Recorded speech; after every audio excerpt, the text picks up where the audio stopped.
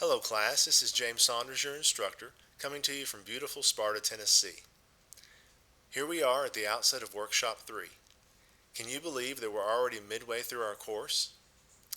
By way of recap tonight, I want to look back briefly at Workshop 1 and Workshop 2. In our first workshop, we considered the idea of constructing categories of difference. Here, the authors of our text took us through issues like race, ethnicity, gender, sexual orientation, and disability, to name a few, and we looked at how we as a society have constructed meaning around these different categories so that we could discuss issues connected to diversity. Then, in Workshop 2, we looked at the idea of experiencing difference. So what? You label something as gender, you have male and female. Or you label something as race, and you say you have black versus white. What does it mean to then live out those different categories of difference? Primarily, the authors of our text looked at two different variables. They looked at the idea of privilege, and they looked at the idea of stigma. Now, I want to stop right here briefly and just call to your attention the fact that, especially last week in the discussion boards, I began to notice some of you interacting more with what the authors had to say. By that, I mean that some of you, it seems, wholeheartedly agreed with everything the authors had to present. Others of you took issue with some of the things they said or the way in which they said it. As we go forward in Workshop 3 and then Workshop 4 and 5, I want to encourage you that as you engage in the discussion boards, as you take time to write your weekly essays, I am looking for your responses to what the authors have to say. I am not looking for a wholehearted agreement, nor am I looking for you to be contentious and disagree just for the sake of argument. But if you take issue with something they say, please bring that out. Just remember that in an academic setting, we need to support our assertions with scholarly sources. So outside journals, or perhaps another book you've read in a previous class, or even something on a website if it's a valuable tool or resource. If you have disagreement or agreement, make sure that you bolster your ideas with outside sources and make sure you cite those sources. Now, getting back to the week ahead. In Workshop 3, our authors are going to shift gears and start talking about making meaning of difference. So you have categories, you have the idea of privilege versus stigma, but what does all of this mean to our society? How does our society then respond to this? So this week we're going to be talking about ideology. In a sense, in a nutshell, that is deeply, strongly held values and beliefs of a society that guide choices, decisions, laws, public policy, and the like. And so we're going to be looking this week in your framework essay and in the different articles that you choose to read. You're going to be interacting with how do we as a society make meaning that translates into how we structure our daily routines. What public policy is put in place to help those, for instance, with disabilities? What type of laws are in place to make sure that there is peace between those of different ethnicities? What kind of laws are in place, family law, to help males and females get along? Just various things like that, all those nuances you're going to be looking at this week about how do we make meaning out of this thing we call difference and diversity. Now, looking ahead to Workshop 4, where we're going to be rounding out our time in this primary text, next week we're going to look at bridging all these differences.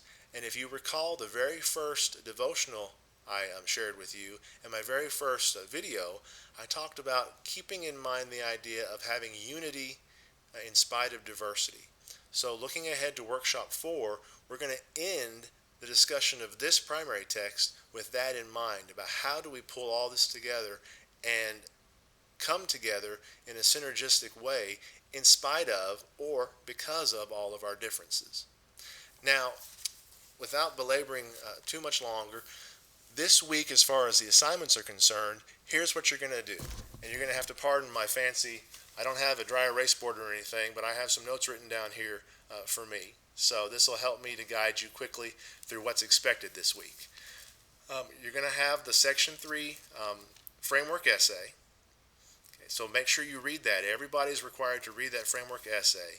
Then in the different subsections, just like you've done in previous weeks, you need to select 2 articles from each subsection and read those, and you're going to be responsible for interacting with those both in the discussion board and as part of that weekly essay. When it comes to the discussion boards, this week's 3.2 discussion board, you're going to consider the concepts of law, public policy, and economy, and what are the implications of each of these. And in reading this week's material, did you have any new insights from considering how differences shape the laws, the policies, and our very economy? In Discussion Board 3.3, you're going to have a chance to talk about popular culture. And here you're also going to just discuss some of the insights that you gained from the particular 2 articles you read in that subsection. So in Discussion Board 3.3, I fully expect to have a wide variety of conversations because you may not have all read the same articles. As I said just a few minutes ago, this week and going into week 4 and 5, I strongly encourage you to support your assertions both from the text and from outside reading. We're at a point in our course where we can't just give our opinion and take it for granted, and we can't just have an easy agreement amongst ourselves. We need to be able to challenge our thinking, and of course in a very nice, polite way, but we need to be able to move our conversation and guide this learning process together. So if you have a disagreement with something from the text and you want to bring that out, that's okay, but please make sure you support that with some legitimate academic discovery. Again, something from a website, a journal, an outside book you've read in another class.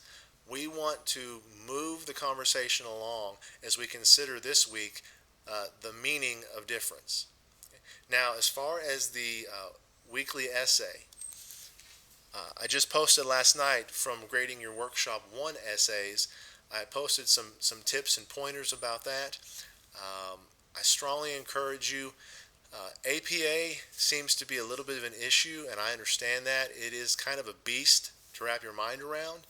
But if you haven't already done so, I would encourage you at some point soon in your academic career to get a hold of the APA 6th edition manual and have that in your physical presence to look through and to thumb through and read on these different issues. But for sure, as I pointed out in my note to you, make sure you have access to IWU's resources, which includes their quick study guide, if you will, on the APA 6th edition. It's a great resource. Many of you, simple things like the running head, the way you formatted your paper needs to be in Times New Roman, a 12-point font, needs to have 1-inch margins.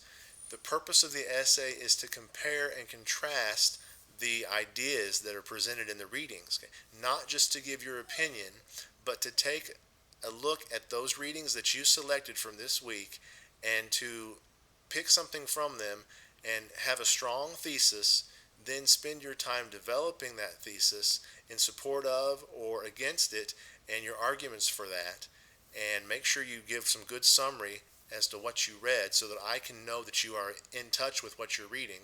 Not that you agree with it necessarily, but that you are interacting with it so that I can tell that you understand the concepts that are being addressed.